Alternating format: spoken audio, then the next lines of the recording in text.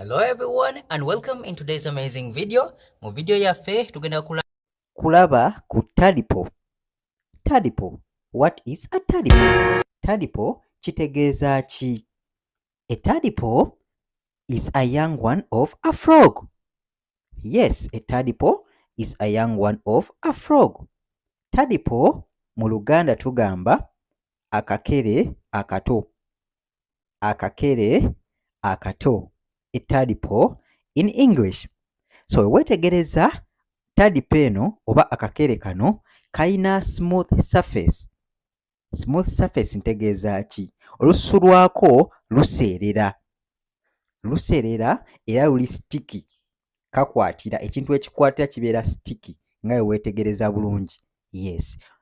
Obuso obulaba, obuso bwako butono. It has small compound eyes. Buli kuli busirikitu naye kaba kasobola okulaba era w'osemberera kaba kasobola okubuuka.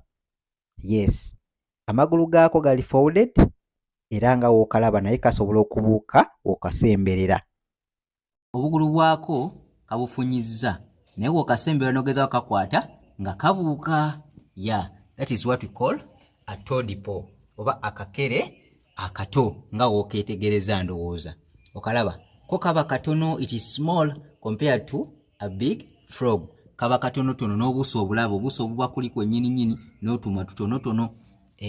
That is what we call a tadpole. Okay, so munda muno ninamu ekikere.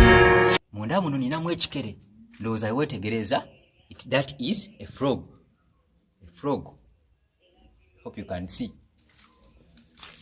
Let me come close. Munda omwo ninamu kye bayita ekikere. Kiraba kiri munda mu mazzi. It is inside the water. Kiri munda mu mazzi as you can see. Kissa kiri kungulu. A frog can swim in water